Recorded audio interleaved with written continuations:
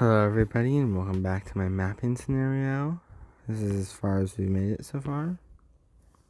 And let's start with the first notable thing that happens. Now with all of this happening, Russia sees lots of rebellions, including one known as the Moscow Uprising. Which is right on the border there, so I'm gonna put in this as orange.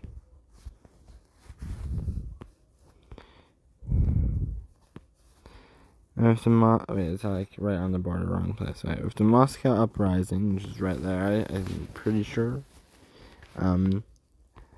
They had to put in was captured. With the Moscow Uprising, there's one part I forgot to add.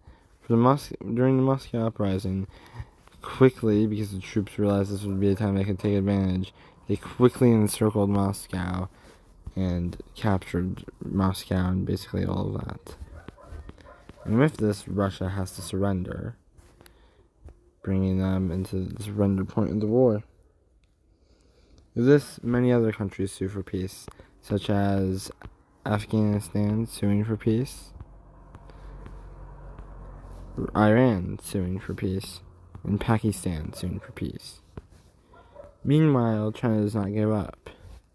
China stands strong, but after a encircle movement here that captures their capital, and a Hong Kong rebellion movement that is supported, and even more land being lost, and a new government taking over China around here. A very weak government takes over China here. It's not the same government that was in Beijing, it was a different one. And because of this new weak government that was in Beijing, they surrendered. Now, I'm going to go make what would happen for the treaty. This is what happens to the treaty. So, Ukraine is given its freedom, along with, right here, with that place. Ukraine also makes small land gains, such as, make sure that this is small enough. Make small, tiny land gains up here. At least I would say they're small compared to what some people will be getting. They take this, which isn't too much land compared to what other people are going to be getting.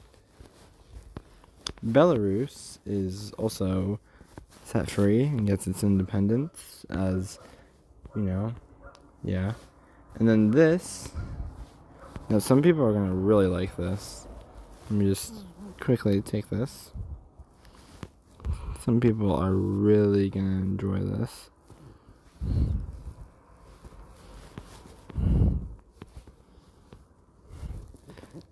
I know some people know what's about to happen and they're like really happy. Some people are not really happy, some people are very mad. Finland is about to take some land. They're about to make some land gains, guys.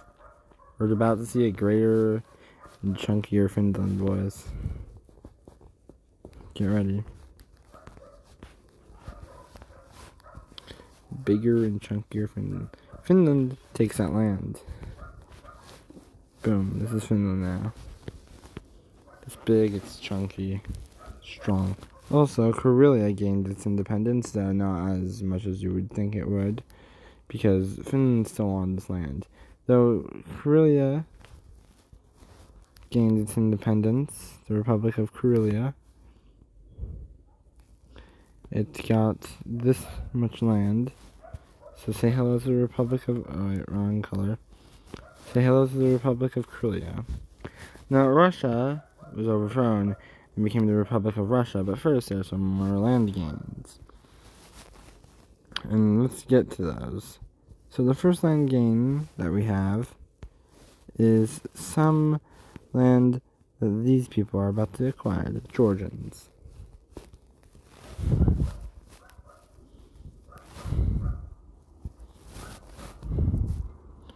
Now, what other land gains, you're probably asking? Well, let's start with it.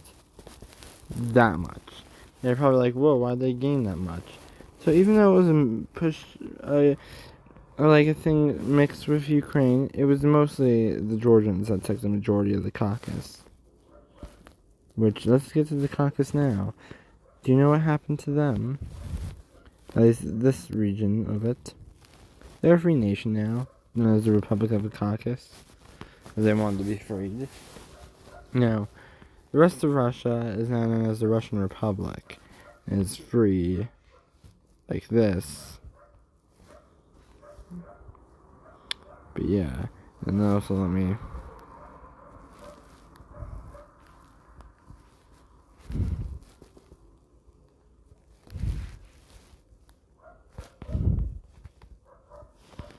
And then yeah, so that's one thing that happened. Iran and Iraq stay the same, they're just aligned now. And here in China is where things get interesting. So Tibet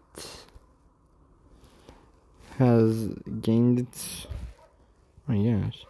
I think I did it actually right that time. Tibet has gained its freedom. China is still a free nation, but it's different. Because what happened was, due to the U.S. intervention, it is now owned by Taiwan.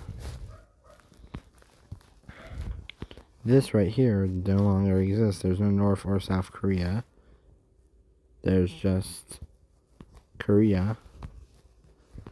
This is Japan, as we all know. Japan did make some land acquirements. Took this from Russia, this whole entire island from Russia. Japan's not.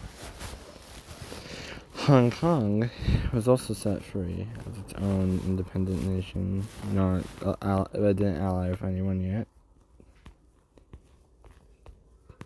And then, that's as far as I really know what would happen. I don't have any idea for the rest of the treaty. I kind of want to make like a fusation between these two countries, but I don't think it would happen. I don't think any land acquirements would be made there no matter what they did. I just think this is what would be. This is how it would change. So let me make the final map. Hello everyone, and this is the final map of the world. The blue is an alliance known as the United Democratic Nations of the world.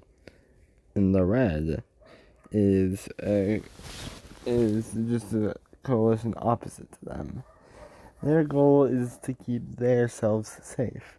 Now, I could continue with the scenario, or I can do a different one.